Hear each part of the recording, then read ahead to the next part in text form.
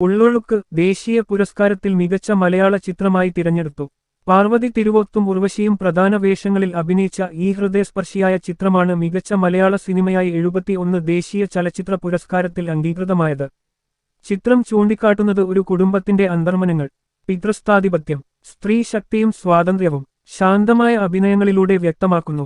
2024 June 21 തിയേറ്ററിൽ പുറത്തിറങ്ങിയ ഈ സിനിമ വെള്ളപ്പൊക്കത്തിൽ കുടുങ്ങിയ കുത്തനാട്ടിൽ ഒരു കുടുംബാംഗത്തെ സംസ്കരിക്കാൻ ശ്രമിക്കുന്ന ലീലമ്മയെയും ഉർവശി അവളുടെ മരുമകളായ അഞ്ജുവിനെയും പാർവതി ആശ്രയിച്ചുള്ള കഥയാണ്.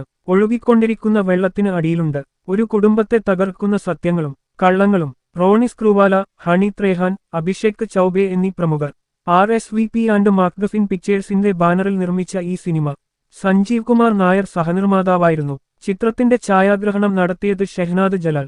ഇപ്പോൾ തന്നെ ഈ ചിത്രം ആമസോൺ പ്രൈം വീഡിയോയിലൂടെ സ്ട്രീമിംഗ് ചെയ്യാവുന്നതാണ്.